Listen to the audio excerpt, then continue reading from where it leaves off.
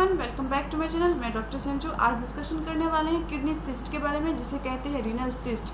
तो सिस्ट क्या होता है? एक डीजनरेटेड मास होता है जिसमें पानी भर जाता है। ये सिस्ट जो होता है आपके बॉडी के पार्ट्स में अलग अलग जगहों पे हो सकता है, लेकिन आज की वीडियो में हम लोग डिस्कशन कर रहे हैं किडनी सिस्ट यानी कि रीनल सिस्ट, जो कि आपके किडनी में बन जाता है छोटे छोटे।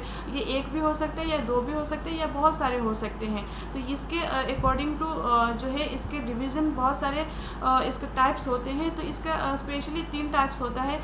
पहला टाइप जो होता है सिंपल सिस्ट, दूसरा जो होता है कम्प्लेक्स और तीसरा जो होता है पॉलीसिस्टिक किडनी डिजीज़। तो चलिए जानते हैं वन बाय वन। अगर मेरे चैनल पर नए हैं तो लाइक सब्सक्राइब शेयर जरूर करेंगे, वीडियो को एंड तक बने रहेंगे और इसमें जानते हैं होम्योपैथिक सोल्यूशन क्या रहेगा और कब आपको डॉक्टर से दिखाना चाहिए और कब नहीं। तो चलिए वीडियो में जानते हैं। सबसे पहले सिंपल सिस्ट क्या है? सिंपल सिस्ट जो होता है एडवांस एज के लोगों में हो जाता है, जैसे कि 40 से 45 एज के ग्रुप के लोग हैं उनमें हो जाता है।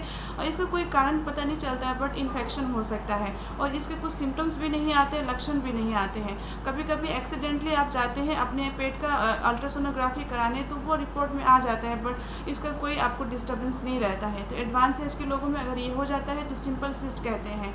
दूसरी बात है एक सिस्ट जो होता है कम्प्लेक्स सिस्ट। दूसरा टाइप जो है कम्प्लेक्स सिस्ट, जो कि यंग एज के लोगों में हो जाते हैं ड्यू टू स्मोकिंग के कारण, या फिर पाइलोनेफ्राइटिस की कंप्लेन है, या फिर अदर कोई किडनी डिजीज है जिसकी वजह से ये कम्प्लेक्स सिस्ट हो सकते हैं। और इसमें ग्रेडिंग वाइज होता है।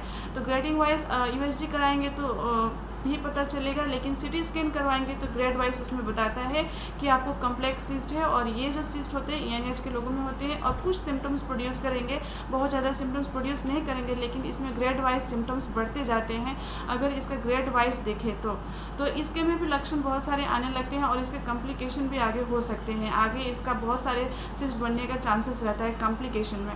नेक्स्ट सिस्ट की बात करें that is called polycystic kidney disease, जिसमें कि क्या होता है ये जेनेटिक होते हैं, यानी कि ये क्रोमोसोमल डिफेक्ट होते हैं। और इसमें जो होता है 2 टाइप का होता है। एक तो होता है ऑटोसोमल रिसेसिव सिस्टिक जो होते हैं autosomal recessive polycystic kidney disease होता है, और दूसरा जो होता है autosomal dominant polycystic kidney disease. तो यानी कि जो डोमिनेंट होता है वो पेरेंट्स से ही आता है बच्चों में, और दूसरा जो होता है रिसेसिव, जो कि आपको आफ्टर बर्थ के बाद वो सिस्ट होता है।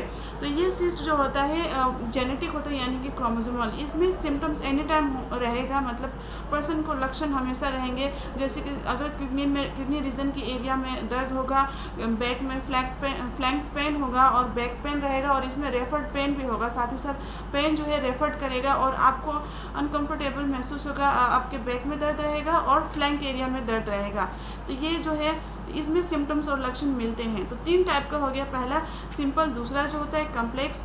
पहला सिंपल जो होता है एडवांस एज के लोगों में होता है, जैसे कि 40 से 45 एज के ग्रुप में। दूसरा जो होता है कम्प्लेक्स, जो कि यंग एज के लोगों में होता है। और तीसरा जो मैं बताई पॉलीसिस्टिक किडनी डिजीज़, जिसका जो है बच्चों में ज़्यादा देखने को मिलते हैं। और इसका कॉम्प्लिकेशन ये हो सकता है कि किडनी ट्रांसप्लांट कराने भी पड़ सकते हैं, क्योंकि ये जो होता है मे बी जेनेटिकली है, तो इसका बहुत सारे कॉम्प्लिकेशन आ सकते हैं अगर इसका ट्रीटमेंट अच्छे तरीके से प्रॉपर तरीके से ना हो तो ये रहे कुछ टाइप्स। और ये टाइप्स जो हम लोग जान लिए, और कभी कभी टाइप्स इस तरीके से भी डिवाइड होते हैं, जैसे कि अगर एक सिस्ट बना है, एक किडनी में बना है तो यूनिलेटरल हुआ, या दोनों किडनी में बना है तो बायलेटरल हुआ।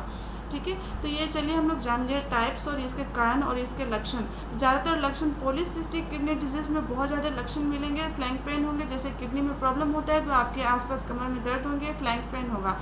सिंपल सिस्ट में कोई सिम्टम्स नहीं आता है। कम्प्लेक्स में आपको सिम्टम्स आते हैं और आगे कॉम्प्लिकेशन हो सकता है कि आपको बहुत बड़ी पॉलीसिस्टिक किडनी हो सकते हैं, इसलिए उसको देखना पड़ता है। इन्वेस्टिगेशन कराएंगे जिसमें कि आपको अल्ट्रासोनोग्राफी कराना पड़ेगा, सिटी स्कैन कराना पड़ सकता है, और साथ ही साथ यूरिन का आरई ऑफ यूरिन करा सकते हैं, क्योंकि कभी कभी क्या होता है रूटीन एग्जामिनेशन ऑफ यूरिन करा सकते हैं, क्योंकि कभी कभी जो होता है उसमें प्रोटीन पास हो सकता है, क्लाउडी हैज़ी यूरिन हो सकते हैं। तो ये सारी चीज़ें आपको ध्यान में रखनी हैं।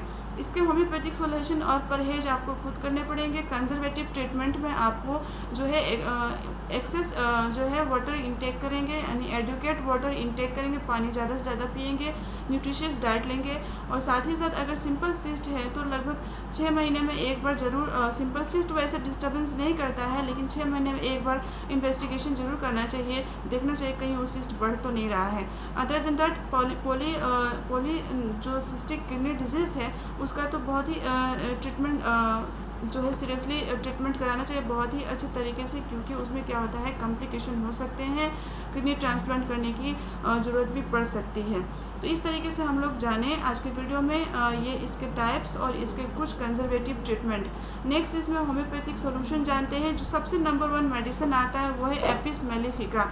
सिस्ट है आपके किडनी में, राइट हो या लेफ्ट, आपको बहुत ही स्टिंगिंग पेन हो रहे हैं, चुभन जैसा पेन हो रहा है, तो एपिस मेलिफिका 30 पोटेंसी में सुबह शाम 2-2 बूंद देंगे डायरेक्टली ऑन टंग, बहुत ही इफेक्टिव है। अगर आपके लक्षण मिल रहे हैं तो बहुत ही इफेक्टिव है। नेक्स्ट मेडिसिन की बात करें लाइकोपोडियम। आपको रीनल स्टोन है, साथ ही साथ आपको सिस्ट बन गए हैं और लेफ्ट साइडेड में सिस्ट है या फिर आपको लेफ्ट साइडेड में रीनल स्टोन है, और साथ ही साथ ये राइट एंड लेफ्ट दोनों पे अच्छा वर्क करता है, बट स्पेशली लेफ्ट साइड में है तो काफ़ी अच्छा हेल्पफुल रहता है। और स्टोन के साथ अगर सिस्ट है तो लाइकोपोडियम 200 पोटेंसी में आपको इंटरकरेंट लेने पड़ेंगे, रेगुलर इसको नहीं लेना है। नेक्स्ट मेडिसिन की बात करें that is called thuja. Thuja occidentalis कोई भी ओवर ग्रोथ को रोकता है, यानी कि एक्सेस कुछ भी ग्रोथ हो रहे हैं तो ये मेडिसिन काफ़ी इफेक्टिव है। आपको रेगुलर 30 पोटेंसी में 2 ड्रॉप्स मॉर्निंग एंड इवनिंग लेने पड़ेंगे एम्प्टी स्टमक में।